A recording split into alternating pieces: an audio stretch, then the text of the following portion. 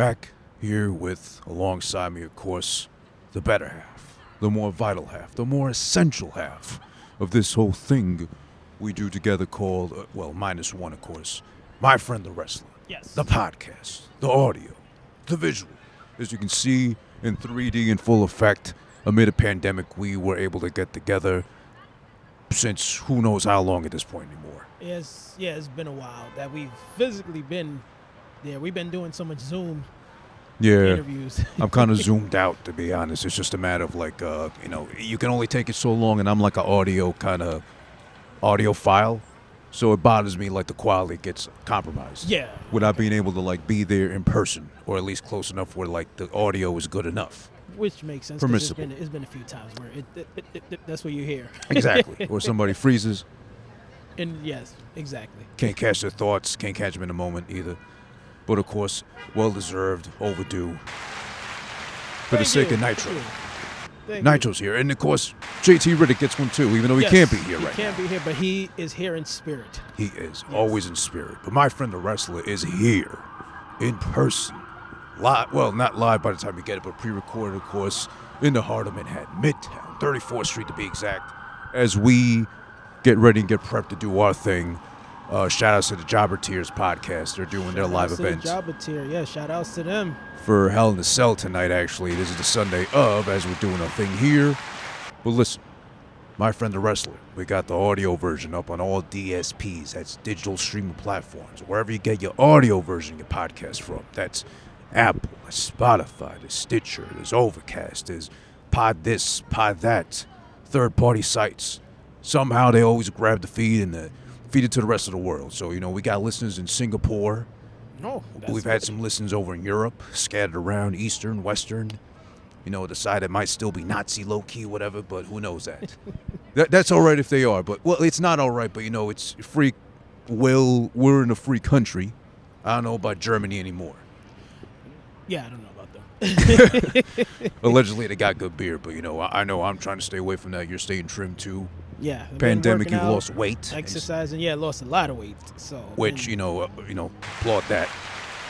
It wasn't like you were like a fat ass or nothing, but it's just like, No, I just want to get, just trying to trim myself down a little bit more, of course, the joke's been going around since COVID started, COVID weight, everybody looking like blimps, so I didn't want to be looking like the COVID 20. Basically, I didn't want to be looking like, oh, Supa, you've been eating, huh? And on top of that, imagine if you're in a not so favorable relationship, stuck at home with the relationship 15-20, on top of COVID 15-20.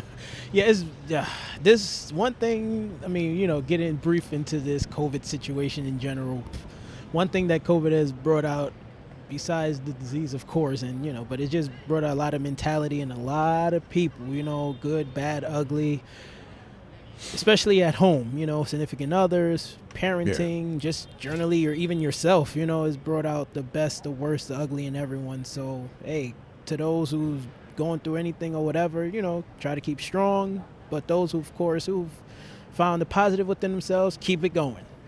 As I guess you can best put it, and you live directly the lifestyle. We're wrestling with the pandemic as we speak still. Yes, I've lived and living the lifestyle, of course, wrestling. Would you agree that the pandemic currently, we're in New York, of course, the hub of where it got hit the worst, per se. Yes. Would you agree that the pandemic has had us locked into like a Hulk Hogan headlock for like 20, 25 minutes too long?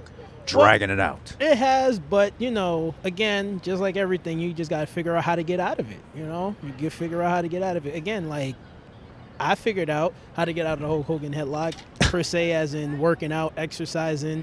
That was my way of getting out of it. Exercising, figuring out who I am more. Give yourself time to think about you and your life. And you see like what works for you, what doesn't work for you.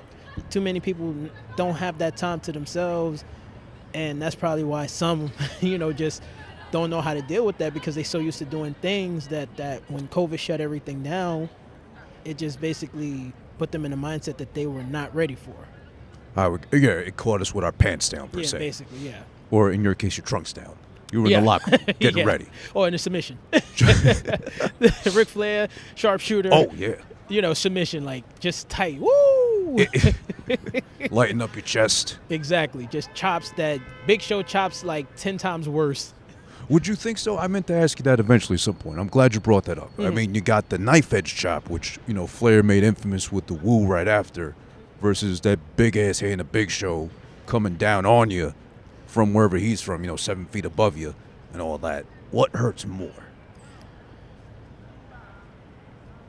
In your experience, I guess. I haven't received. Well, actually, yes, I have received the Big Show chop, but not from a big guy. But people in general. Big enough guy. Big enough guys. Yeah, it goes according to the guy. Honestly, it's according to them on how it is. But I've received both ends, and they both hurt equally. It's just I would think so. They both hurt equally. Or do they hurt like in a different sense? Yes, because you have one coming down, literally palms down to your chest, where it feels like your chest coming down. Then you have one that's going across. Basically, of course, the concept of the chop. Like a cut. Yeah, like a cut. So you got like a cross. You got literally a cross chop and then a downward chop. So yeah, true.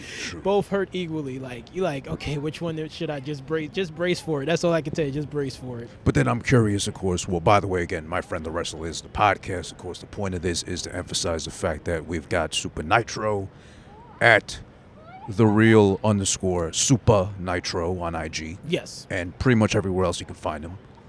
As well as JT Riddick, his legit, no kayfabe, brother in real life. They share blood, they share genetics, they share a mama. We are family. Right? Yes, we are. Yes. You got Mama Nitro / Mama Riddick, depending on who she's favoring that weekend, exactly, I guess, right? Whoever's her favorite for the day. Whoever's her favorite boy Today that could weekend. be Supa, the next she's like, you know what? JT, what up?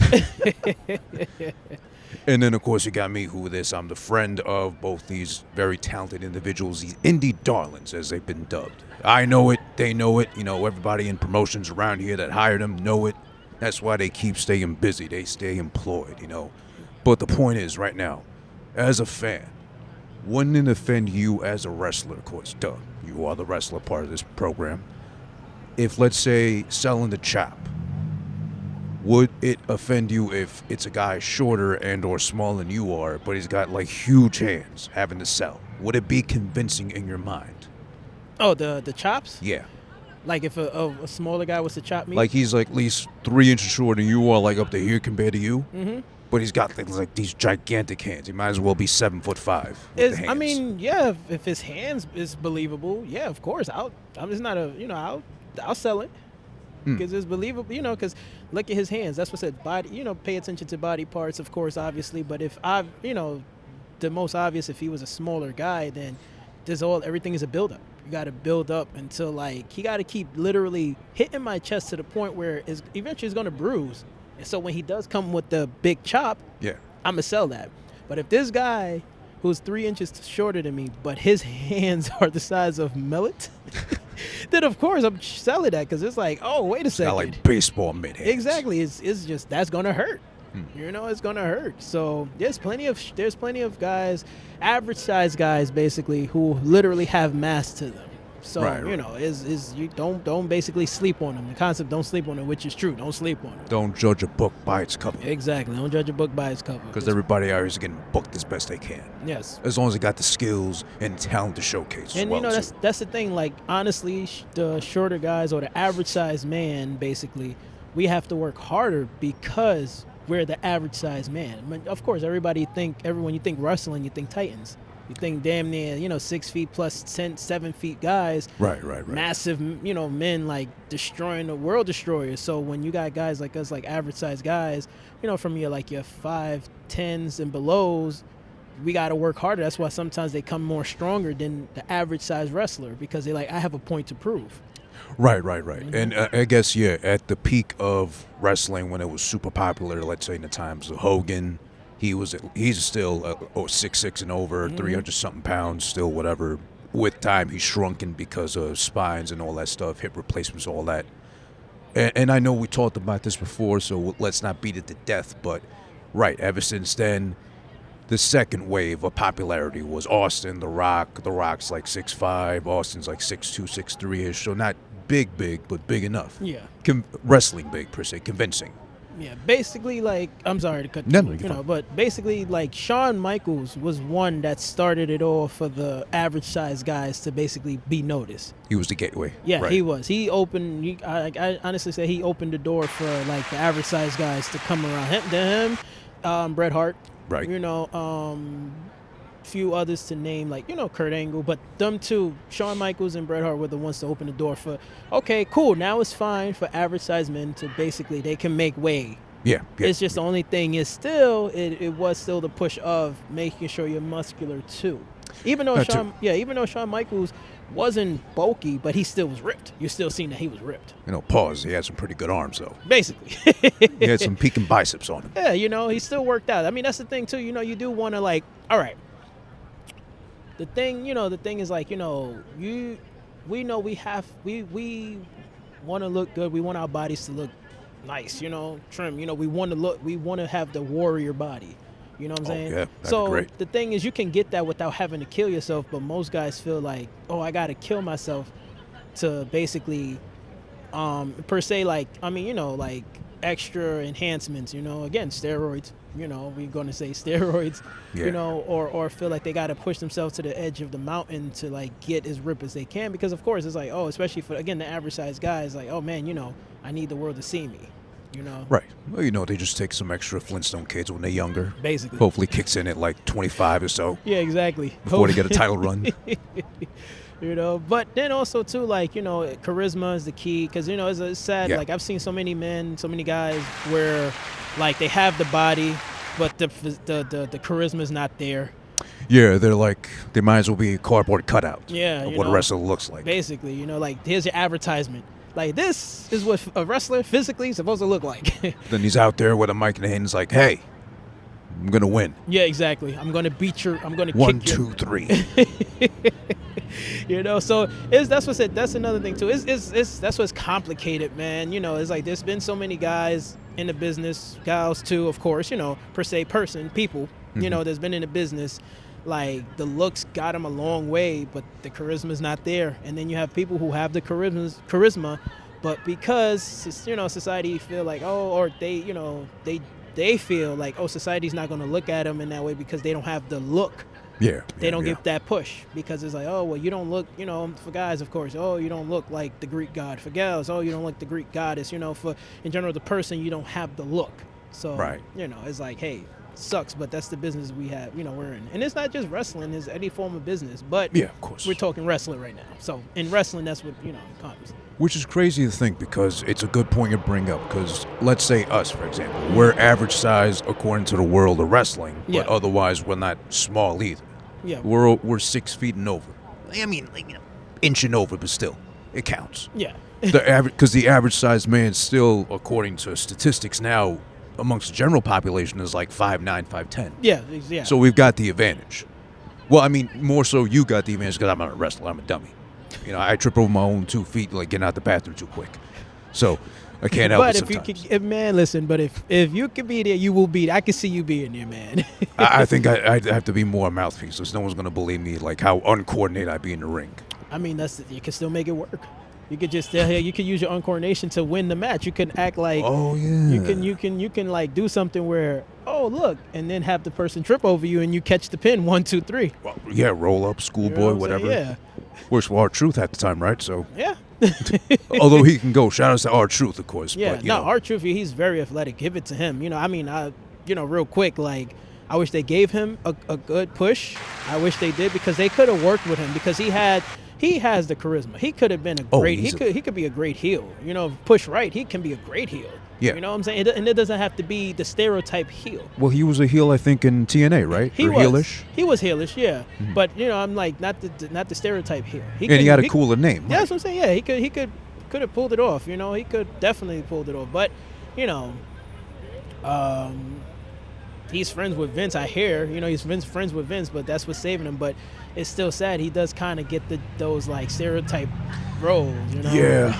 So. Which, I mean, that's something good to ask you, I guess. Like, let's say you were in the position of R-Truth, where the most recent thing he's done that's got him in a spotlight was the 24/7 title, which as soon as they debuted, I think officially the first guy was Titus O'Neil that won it. Yeah. He was the first guy to get the first pin. And okay, it's like a neutered hardcore title, 24/7 rule, whatever. It's watered down. Watered down a lot, which a whole lot. you know, which is like it bothers me as a fan, and I'm sure it does you too as a fan as well. Yeah. And actually working is that it worked before so easily because okay, we were in an attitude era. Rules were meant to be bent or somewhat broken per se, cracked, I guess best described. So you can have a hardcore match, you know, whacking each other with kendo sticks and garbage cans and like back when chairs to the head. Yeah. Now it's to the back. You can still do it now because they have the props. They have the ladders per se that break and bend. All these guys are trained to do so. It doesn't have to be like kill themselves like I don't know if you saw like Big E and Sheamus in a street fight like a week or so ago on SmackDown. No, I didn't see that one. Which is really brutal because it ended up with them in the parking lot. They were actually like cut up, bleeding, everything too. Because I think Sheamus put Big E through the windshield of a car, like he got the glass cut him up. But I think it could still work. But getting back to the point, was R-Truth was the more heralded 24/7 champion, and comically he's been champion like 40-something times like 40 already. Sometimes, yeah. It's always a little bit of skid of an angle, but even that's starting to go away. With either hardcore with it or either go comedy style with it, which either or was working. And of course, R-Truth is talented, gifted enough to pull it off. Yeah. But now they're not doing anything with it barely, if at all. It's like, it's just one of those, like, I feel like Vince is probably, because that's his guy, and Vince knows, like, all right, listen, Truth, like, it's sad to say like that. Maybe Truth don't sell tickets. He won't sell tickets as much as others, and that's the honest truth. You know, that's another thing, ticket sales. So it's like, all right, I want to put a championship on you, but it can't be the world championship, so I'll give you this belt. Right. I'll give you the 24/7 championship, which is, like you said, the hardcore. So we're going to, like, give you that and run with it. And it's like you said, is for him, it's comical. He's basically the modern day Crash Harley. Remember Crash Harley? Pretty much, Crash Harley was comical. R.I.P. Yeah, R.I.P. to you. You know, to him.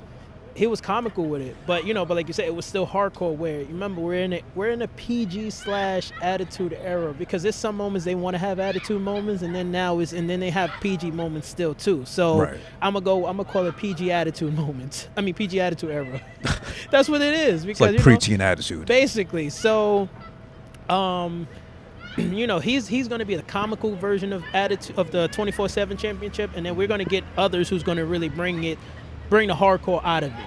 Right. I mean, I feel like he's just going to have fun with it. Everyone else who's going to take it's going to show, okay, now we're going to be hardcore because we're giving it to you. I mean, you're the next person that's going to basically define this championship.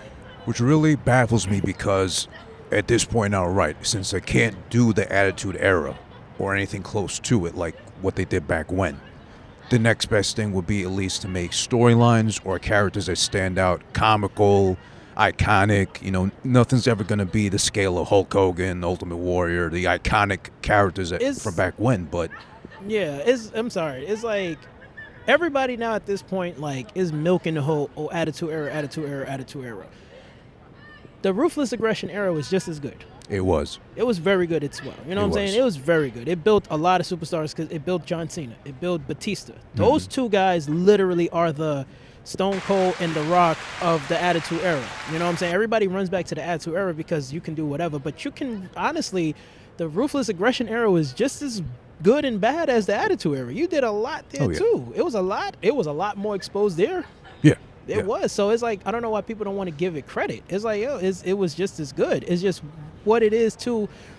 If Brock Lesnar stayed as long as he did, he himself, it was, okay, him and Angle, then Batista and John Cena rose to the top.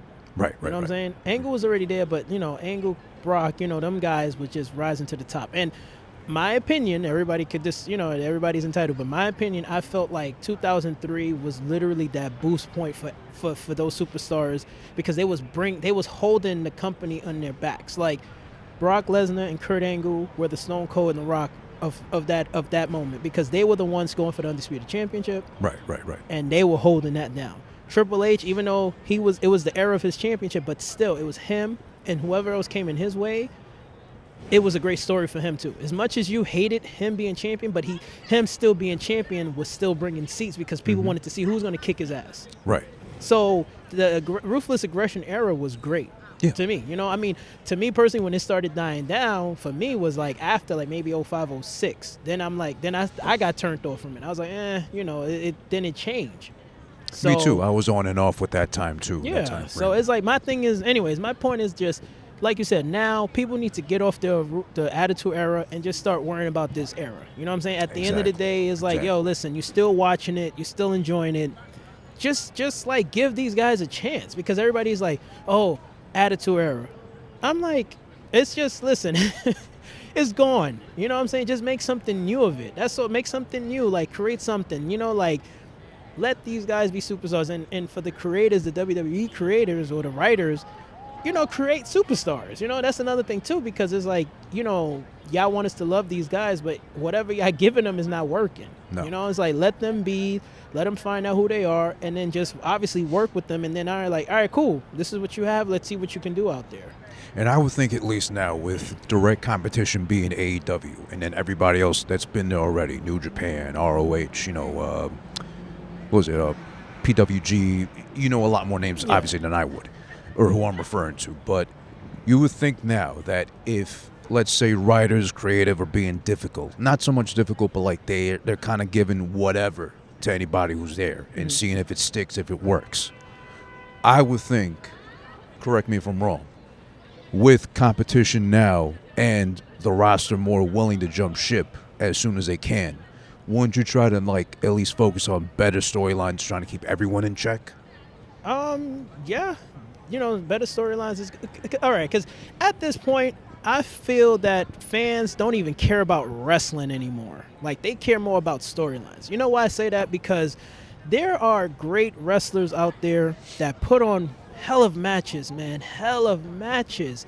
And then the fans are not entertained because their storyline sucks. I'm like, I get it. There's some storylines that, there's storylines you want to be entertained by. But if you're arguing like, if like, how I want to say this, okay, it gets confusing and aggravating, because then it's like one moment is like, oh, wrestling sucks. Okay, then when you really break it down, it's like, what sucks about it? The storyline. So the wrestling don't suck, it's just the storyline. But if their matches are fine, then what's the problem? I mean, the storylines, it could be better, but if at least you're entertained by the action in the ring, then there should be no problem.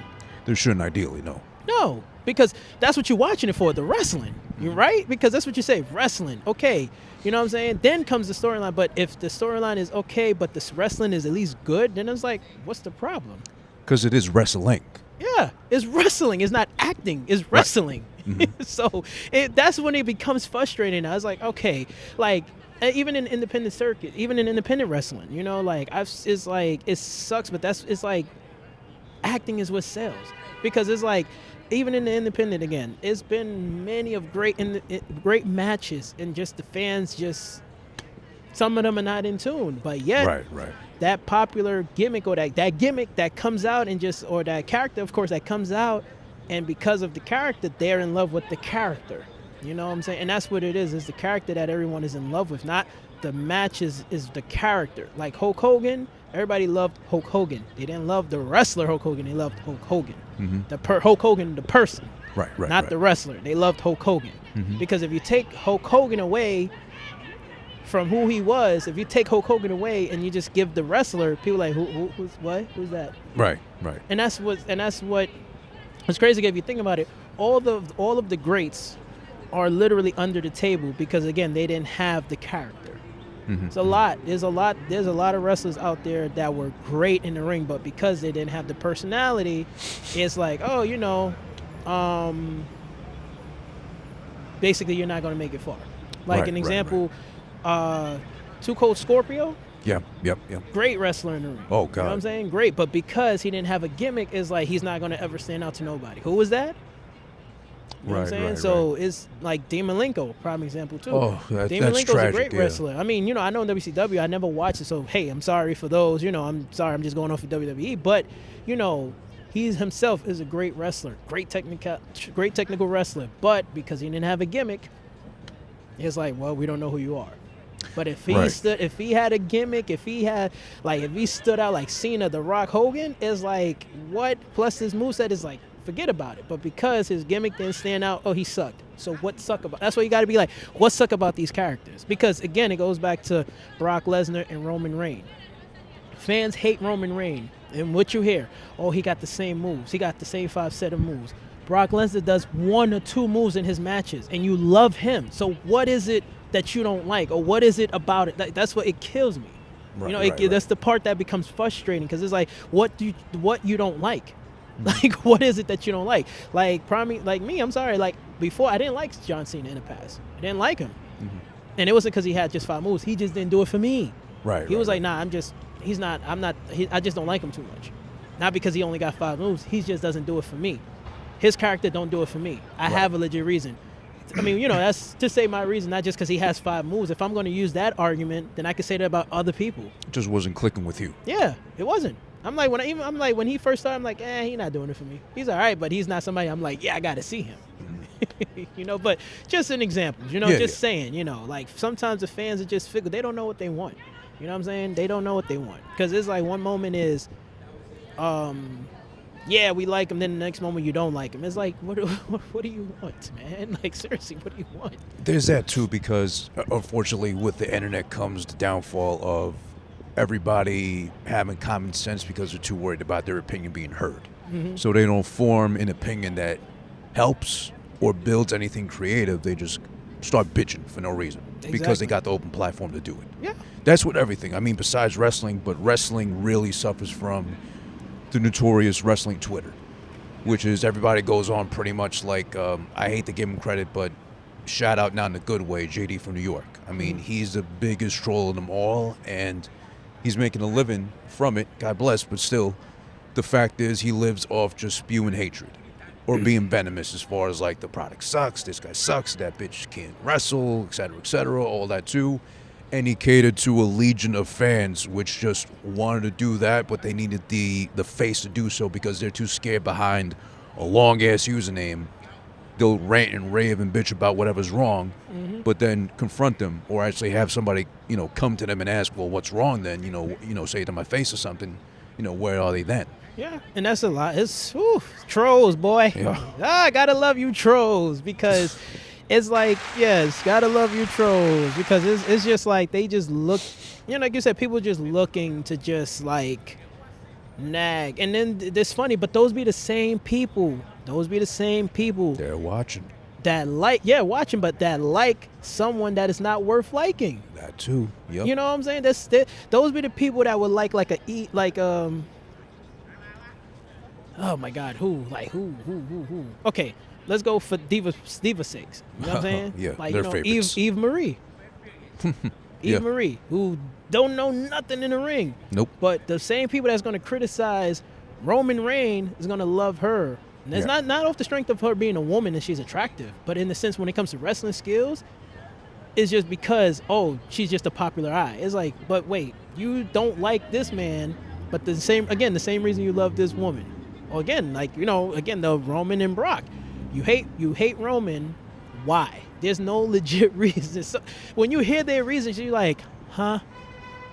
Like, really? That's your reason? And it's like, sometimes, man, like... Oh, you have to commend her because she's trying. She's brand new. She just got in there and just did her thing best she can. And then, but Roman sucks. But then there's other women that try hard, that work their asses off. And like you say, you're going to get the critics, and it's like...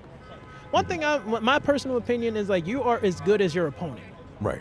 In this business, you are as good as your opponent because it's a dance. Because if your opponent knows what they're doing, it's gonna work fine. Yeah. But if you throw anybody the greatest person in there with anyone that don't know what the hell they're doing, they're gonna be just as bad as them. Of course. Because Everybody you suffers. are as good as your opponent. So and that's the case, we all suck. Yeah. We're all good and we're all suck. We all good, we're all suck. Because it takes just that one. I mean, it's going to take those opponents to make you look good or bad. Exactly. Honestly. Exactly. So in this rate, fans, I just say then we all good and bad. We're all good and bad. Because I can get in the ring with somebody that's going to make me look like $1 million, and then I'm going to get in the ring with somebody that's going to make me look like doodle. Shit. So it's like, pick your poison. Right. You know what I'm saying? Pick it. Good or, pick what you want. So... But whatever. Yeah, and I mean, that is a good point, too, because obviously, if we lived in a perfect world, we'd have a product that offers excellent quality matches with actual, whatever style is your preference. Yeah. Balanced with good to great characters, fun, entertaining characters, but a balance of everything that works in sync with everything. Yeah. But right now, it's like WWE obviously is the head of the sport or sports entertainment. So I think right now they're really confused with, okay, we got guys that can work their ass off. They're not the biggest, they're not the strongest, but they can work. Name whoever you feel like naming. NXT is my favorite just because they got great guys they work on. Whoever's on the Nat ship, I think Triple H still, they know what they're doing as far as showcasing the matches, the skill.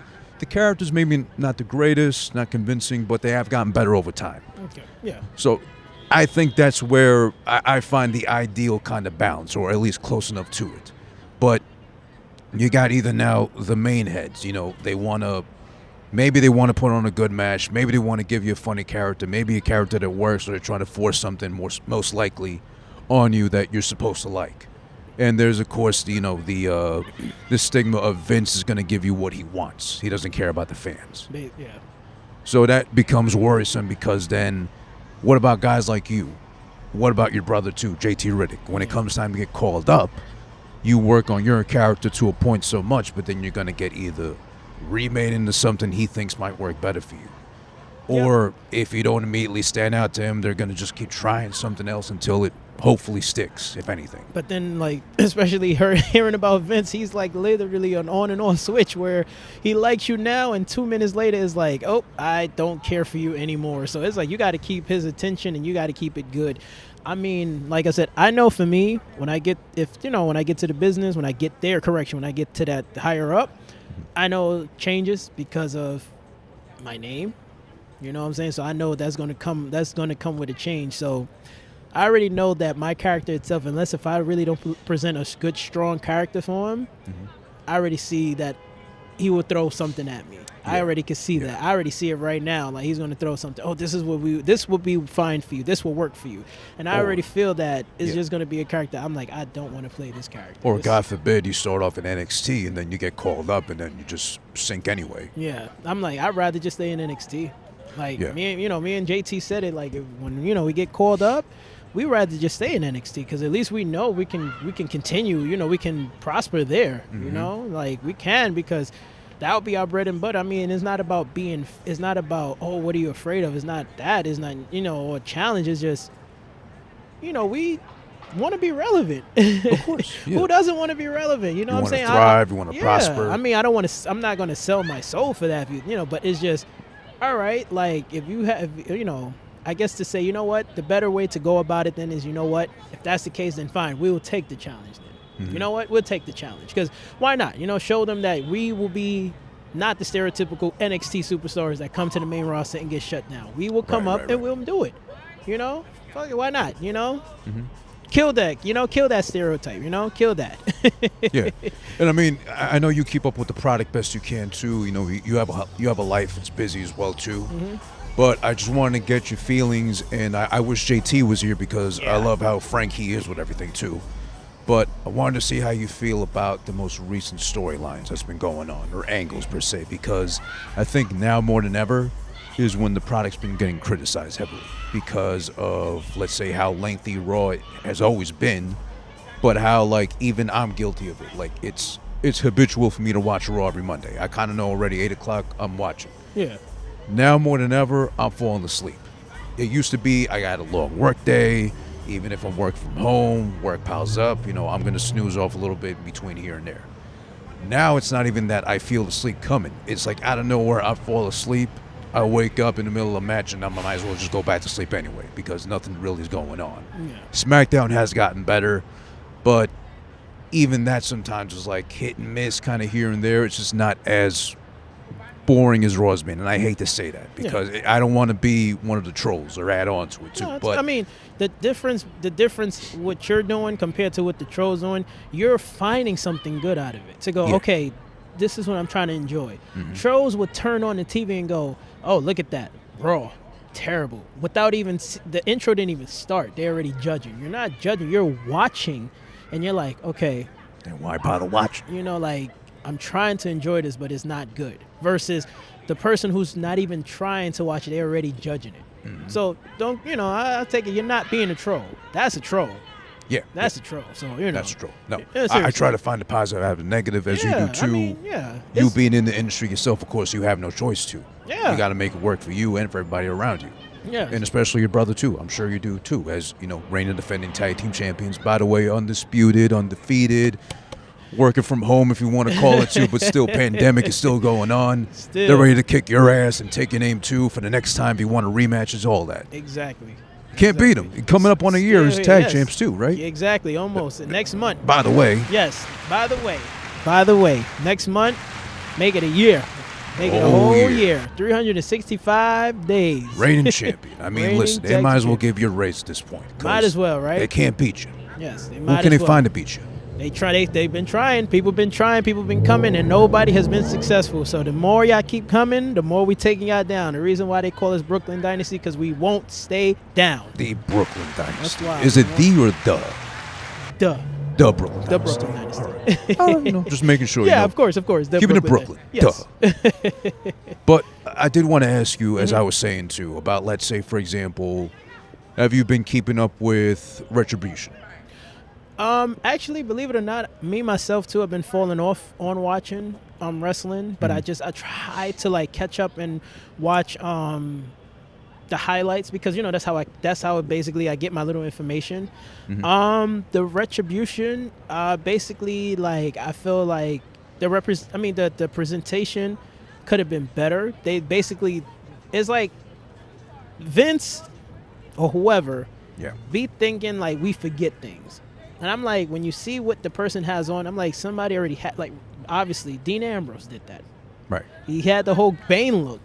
And then they try to have like this whoever like the main one was with the Bane look. I'm like, Dean Ambrose did that. Yep. You know, it's nothing wrong with the things they do. It's just the way they present it that makes it like, okay. You know, they basically keep selling you the same thing, like this, like my guy No Marks Allowed, Antonio, he say it all the time. He like, yo, WWE just basically sells you the same shit. Yeah. And that's what they do, that they'll take something from the past and bring it back. Like this prime example, the theme song. I go back to the Somebody Call My Mama. They done gave that theme song to maybe 3 to 4 different superstars you're in right. that business. You're right. Yeah, Even you're the right. cat theme, the round. They gave that theme to like 4 divas, women's wrestlers. So it's like they just keep recycling the same thing. So it's like the Retribution could have been just like, all right, fine, but a different look. You know, not the generic like, not the look they have now. You know, it's like, what are y'all trying to do? It's a whole thing because they started off strong, I guess, considering everything else they're doing, which is kind of like hit and miss, a lot more miss than hit. I mean, with like the chainsaws in the ring, taking over, beating people up randomly, like, you know, they were on Raw and SmackDown invading. But now all of a sudden, they're all given names and identities. Motherfucking Slapjack, which who's going to be scared of that? You know what it reminds me of? Remember WrestleMania 19, and you and for GameCube, and you Okay. fight the characters, and then you come across those villains, like you're beating everyone up, and then you got the main. You know, obviously the bosses are wrestling superstars, Right. But before that, you go through those characters. You go Beating through up janitors. Retribution. Yeah, you go through them. That's what this reminds me of. Oh, yeah. Is that the one you could kill people? Like they Yeah, you kick could them off the edges? Yeah, exactly. You could beat them up. I actually like that. That was like the first That was a fun game. RPG version of WrestleMania, like of wrestling. Yeah. A lot of people didn't like it, and I understand why. But when I played it in the way I was like, oh, this is cool. I like it. But from a wrestling fan perspective, from a wrestling, A purist. you know, it's like, okay, I can understand why you hate it, because it's like, why we got to play this kind of games, this game set. I get it, but Fun. That's Yeah. a factor. But as back to them is like, yeah, it's like the whole destroying the ring, basically, yeah, the things they were doing is like, oh, okay, you know, it just didn't, especially because of like the production. It Yeah. looked staged. You could tell. Okay, Of course, You know, of it didn't look even when they broke the window. I mean the window and on the door. Mhm. They just like psh. I was like no enthusiasm behind it. It was just we're Yeah. gonna. It's Yeah. like Vince gave him a cue card. Like okay, remember you break this, you do that, you do this. Okay, that's what we're gonna do. So action. Yeah, look, psh, we broke the window. Yeah, look, psh, we take everything down. So it's like no energy behind it at first for me personally. So Right, that's right. what threw me off. So that's what kind of I already was like, they could have did better.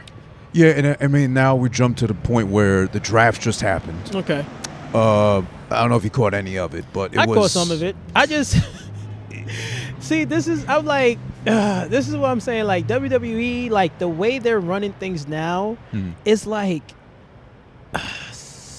something from the 80s, you know, like the style is the 80s, meaning for like where even with the belts, let's jump to the belts first. That's what I mean. The belts, no identity on the championship. It's just straight colors. That's all it is colors, especially how the New Day and Street Profits just switched the belts. All they Yeah, did was just like, all right, yeah. here, give us the SmackDown belts, you have the Raw belts.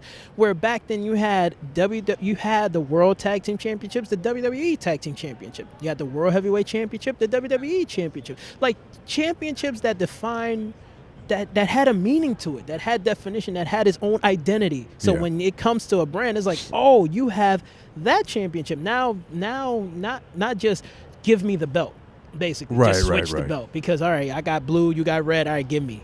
You know, they the whole setting is like off the 80s. Remember back then where to differentiate the different characters, all you do is just switch the colors. That's what WWE is doing with the belts. It's just, all right, this is Raw, this is SmackDown. Well, obviously because of the colors. You I know? guess, yeah, which logistically makes sense because if you go into this brand, that brand, you might as well hold those titles. I Yeah. get it, but yeah, you're right. At least earn them, defend them, lose them, Yeah, stuff like that. it's like there's no like definition in championships in WWE where when you're like, oh, you know, the Raw Tag Team titles went to SmackDown, but the Raw Tag Team titles have a look to it that says this is a Raw brand belt, Right. and then the SmackDown has a SmackDown look without it being the generic look. Correction. Something that distinguishes Yes, not this just generic colors. Like, come on, all the belts look like Power Ranger belts.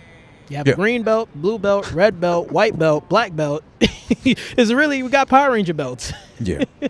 They're not even like the OG Power Rangers. Yeah, They look like the exactly. modern day ones. Exactly. Like, you know, it's just, oh man. But yeah. But going back to Retribution, because Mm-hmm. it just messed my whole mind up thinking that, okay, in the draft, somehow, some way before that, Retribution, a group that caused anarchy, terror, reigning over any superstar, the whole locker room would empty out just to try to defend each other for the sake of, we got to take them down and everything too. Yeah. They get signed somehow to a contract to Raw, Yeah. and they get drafted on Raw to Raw, which they were the immediate threat to Raw. But That- they get drafted to Raw, Right. And they stay with Raw. Like, oh, yeah, we'll keep them. They're the immediate threat, but we'll keep them. which is They were like, only harassing it for so long. But, yeah, you know what? It wasn't that bad. yeah, and like you said, that's what takes away the momentum of the group, because it's like Well, Slapjack killed it. he's When they revealed the names, Mace, whatever Dio Madden's doing, because he's boring, I'm sorry. He's overgrown and boring. I'm sorry. And he's annoying, too, when he talks too much. He overdoes it. Oh, That's just me, though. I'm saying that, and I'm proud to admit it. But once they revealed the names, and Slapjack is one of them, Mace isn't too bad, T-Bar isn't too bad, but Slapjack is a slap in the face to us. We might as well be all named Jack, because that's what Vince is doing to us, slapping us. And doubting that we have any intelligence to be like, okay, I'm going to take that willingly. I'm going to accept a guy named Slapjack. Slapjack. Might as well be Flapjack. Just flip me over like a yeah, pancake or something. Yeah. Make it something we like, we can relate to. Honestly, for like I said, going back to it, like I was once basically I saw who once I saw them and the way how they were presented and the way they were acting, I'm like, okay, I personally I just was turned off because Yeah. they didn't really seem legit. It didn't seem real. Like it just would seem staged. Obviously, like you could tell. Like, Yeah. all right, they setting this up. You could tell it didn't seem legit. So I just immediately was like, okay, I'm off of this. Yeah, and I mean now if they're on Raw permanently or whatever they're doing with them, it's like they've been given names that don't stick. we know who they are under the mask. The masks And were pathetic. Especially, yes, and that's what I was saying too. Like the mask, like revealed who they were. So it's like if they were supposed to be anonymous, sorry, too late. Because you see who they are. Especially one of them isn't like that. Oh my God, what is his name? What's the name's wife? Who are you talking about? Oh my God, sorry everyone. Sorry, getting a brain fart. Who was the NXT champion? Who was? The big man. Oh, Keith Lee? There you go. Sorry, Keith Lee. Keith Lee. His wasn't. Oh, Mia Yim. Isn't that his wife? I didn't know they were married. I know Something they were like together. that. Yeah. Or his girlfriend. Anyways, like basically his girlfriend. So it's like, wait, isn't that Keith Lee's girl? And that was brought up too, Yeah, obviously, so it's because like, yeah. why would she be in the group that's opposing him and trying to keep him down? Yeah. And then does he have to beat up his own girlfriend to stop her from yeah. taking over his So job? That's what made it like, huh? Like we're not going to acknowledge that that's his woman, huh? Okay, cool. At So all. that's what they say. They ruined it. They ruined with especially with the face mask. It was like, what happened? Or, I mean, at least, listen, a little bit of detail helps because give her different colored eye contact. Yes. Give him a more convincing Or mask, just each one of them. change the hair color, something. Like just do, it's that's what I mean. That was lazy writing, not even lazy production from the crew back there. It was everything. like, all right, just give. It's like they found something from the Lost and Found. Like, oh yeah, look what we got. Give them this, and it's like, oh, you sure? Yeah, just give it to him. Like, but this is just give it to him. Okay, go out there. Because that makes about as much sense as, like, if you remember, let's say, like, The Dark Knight. How the Joker robbed the bank. Everybody had masks on, obviously. No one knows whoever is, whatever. Yeah. That's like if they went back the next day to the bank and said, hey, I robbed from the bank. I was part of it. Give me a job. Because, I need to keep my money safe. Basically. Somewhere in a bank. Yeah, basically. It's like, huh? All Because right. wouldn't it have been like, let's say, I'm just shooting here, let's say. Wouldn't it have been cool if, let's say, like, they would have beat someone up? Or let's say they start running through the roster. Stephanie comes in. What do you guys want from us? Stop harassing us. We'll give in to what you want, kind of thing. They beat her up. Triple H, hey, get your hands off my wife. What do you guys want? Kick her. I'll kick your ass too. They beat him up, and it's like, God damn it, pal. What do you want from my company? Yeah. Whatever. And And they then just beat a contract out of him or something. Basically, yeah, the last straw is beating up Vince McMahon. Every time, I mean, Vince is always the last straw. So, yeah, like you said, when you're just like, you're acting like just a bunch of, not even hooligans, just mischievous punks. Right. It's like, all right, somebody just give them something, get out of here, please. Or Yeah. because it's like, they're not making an impact like how Nexus did. Nexus, yeah. Nexus really like let the world know we're here and we're gonna basically take over. Which was that's how you do it. Right. Nexus 2 is they make the Nexus 2 invasion look great, and Nexus 2 invasion was terrible. Remember when they was trying to do it again? It was like, really? That's what anyways, we're not going to go there, but that's the point I'm making. The Nexus 2 was bad, but this group is making that segment look pretty good. Right. Like, okay. And I mean, there's so much else, so many other things going wrong at this point too. Or, again, not to say wrong in the sense of a troll, but like, don't insult us for being fans, just trying to stick to it, and still some of us try to defend it, the people that hate on it regardless, that have been hating from day one. Basically. Attitude era, ruthless aggression, whatever's been going on. I mean, because they're robbing Keith Lee of being a character. First, they take away the theme, which he had in NXT. Yeah. Which was a crime. They make him put on a shirt, which, okay, he's big and fat, but he's not so fat, sloppy like Otis. No offense, I love Otis, but he's like kind of... And then they let Otis go shirt-free. Shirt-free all the time. But they make Keith Lee put on a shirt. Right. See what I'm saying? Yeah. See what I'm saying earlier about the stress? Now, you stress a guy like Keith Lee who's very athletic and very good in the ring. For a big guy, yeah. Very good in the ring, but because he doesn't have the look that y'all want, y'all gonna stress this man to basically like build himself, hurt himself, like literally put things in his body because we need you to look the part, or we need you to look the part we want you to look because you don't have the body frame. And that's, come on, man. It's baffling because, like you said right now, an excellent point. Otis, who's sloppy, I'm sorry, who's lovable because of it too. He's like the Chris Farley of WWE. But let him rock, but yet Keith Lee, they want to like, it's terrible. Because it's like what gets me upset because at one point, remember Vladimir Kozlov? Yeah. They was gonna put the belt on him, and he looked terrible at the time. He didn't. He looked like he looked like a big baby. He looked like a baby because he got a diaper on. Yeah. But they was gonna give him the championship if he was good enough. They would have given him the belt, but he didn't have the look. It's like it's not fair sometimes, man. Like that's my point I'm making. Is like you got to just basically look the part to get it. You can't be good. You got to look good. Yeah. There's so many guys that look good in the business, but they not good in the ring. They're not good. But you got guys that are great in the ring, but because they don't have the look, they're not getting pushed. Which I hope now, at least, we have the saving grace of Big E, which got split up from New Day.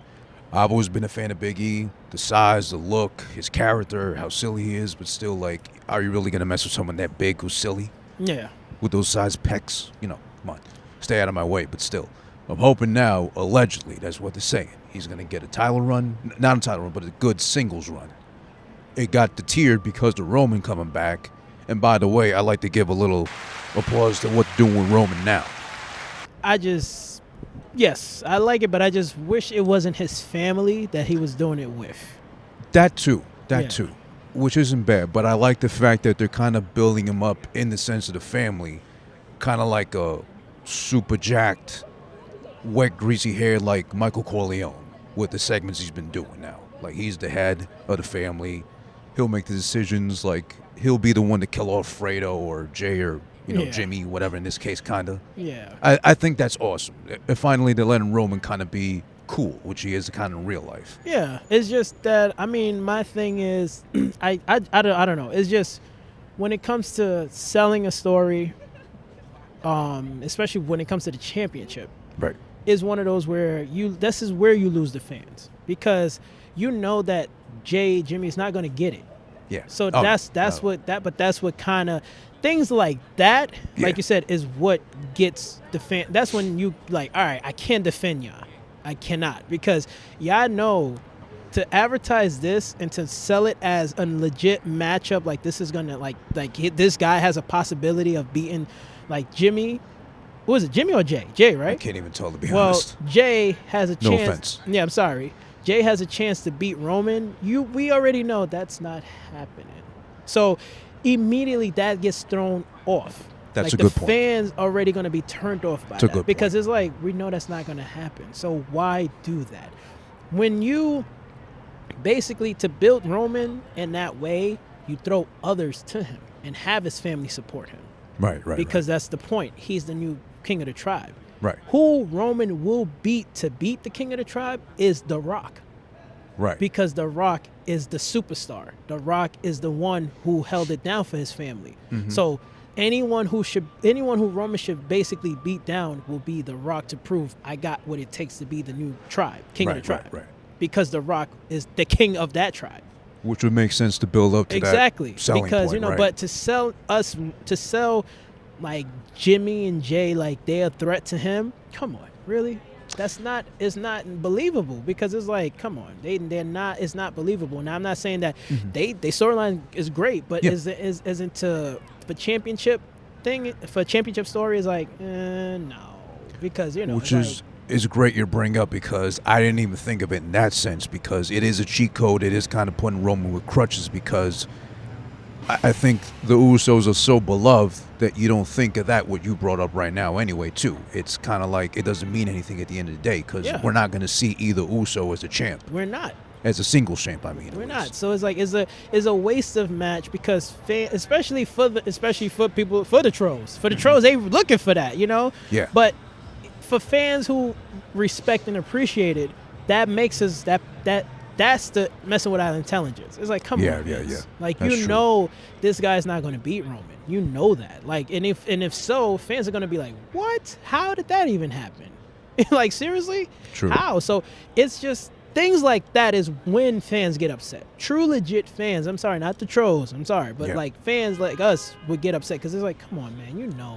Like, yeah, the story matches, the matches could be great. Mm-hmm. But to really push Jimmy to make us think that Jimmy's going to win is like, we know he's not. So when he does lose, it's like, we knew this already. Mm-hmm. Like, we knew this. So it's like, come on, man. You know, that's part is don't play without intelligence. That's when it comes like, don't do that, you know? Like, you know, like I said, Rome, like basically this was better. This was a better chance to build Roman and Braun. Yeah. Braun Strowman. Yeah. Because this was a chance for Roman and Braun, because remember, Braun was destroying Roman Reigns 2-3 years prior. He was throwing that man everywhere. Yep. He was making Roman his bitch. Mm-hmm. So this would have been a perfect opportunity for Roman to be like, I'm going to get my revenge and show you who I am now. Mm-hmm. So this would have been perfect for a Roman and Braun Strowman's feud to go build this, because Braun is still strong. Yeah. But I guess Braun is just having a lot of heat backstage because they really shitting on him at this point. That's true, too. So, but besides that, you know, this would have been perfect because it's like, I lost my belt. Mm-hmm. You coming back to take it. I want it back. That's a great those are great 2 to 3 pay-per-view matches right there. Those are great 2 to 3 pay-per-view matches. Ended off at the Hell in a Cell and let Braun go to Raw. Right. He tries. He go to Hell in a Cell. They have a hellacious match that really makes you go, who will win? Have you on the edge of your seat. Then, boom. Then, like, you know, Roman wins, of course. And then Braun, he finally tried. He got it. He didn't get it. Go to Raw. Exactly. You know, I'm like, but to have us think that Jimmy gonna beat him, nah, that's not happening. It's not happening at all. Yeah, kind of a big tease, if anything. Yeah. But, you know what? My friend the wrestler, I can't believe it. We finally got back together in person. Pause, by the way. Not in that sense.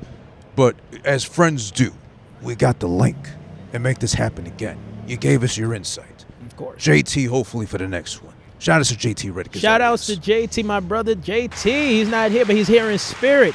And Co-champion. You would like to hear what he got to say. Oh, always do. Always appreciate his sharp tongue. And no filter on him as well, too. He's not ashamed to say anything. Not at all. He's not ashamed. Man, listen. Ooh, I would love to hear that man go at it. For real. Oh, we got plenty to bring up with him once he's back on. Exactly. But, you know, he's taking a knee right now, recouping, resting, all that, too. Yes, he's just Shout out resting. to him again. Yes, he's resting, but we're still reigning, defending champions. We defended our championships, of course, a few times. Look once at or that twice. belt. Yes. And can't let it go. Still reigning champions. Still reigning champions. Exactly. Always shout outs to the Brooklyn Dynasty, JT Riddick and Supa Nitro, whichever order you want to flip that. Supa Nitro, JT Riddick, of course. But more importantly, my friend the wrestler, glad to have you back on here, bro.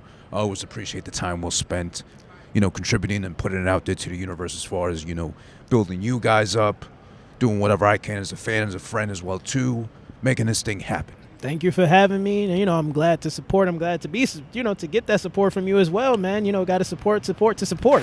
Exactly. Shit, that's how it works. And don't forget, please, my friend the wrestler is the podcast consisting of course, right here, Supa Nitro at @the_real_Supa, SUPA. Yeah, I got it right. Yes. Supa Nitro. Yes. On Instagram. Wherever else you got to find him. Yes. His brother, too, at the only JT Riddick. On Instagram, wherever you got to find him. Brooklyn Dynasty. Brooklyn Dynasty. The Brooklyn Dynasty. I'm Who This, at whothis.is on IG. Everywhere else you got to go to. Follow this man. The visual format of the podcast on youtube.com/whothisis1 at the end. Catch each and every episode on there, too. And most importantly, and not to be left at last because it doesn't matter. It does absolutely. Audio version of the podcast on all DSPs. Just look up my friend, the wrestler, with an exclamation mark at the end because we got to put emphasis on the fact that this is something big. My friend, the wrestler. Yes. Not just a podcast. It's an experience. It's an experience. It's the way of life. Let's go. Let's go. Way of life, man. It's the way of life. Thank you, brother. Thank you.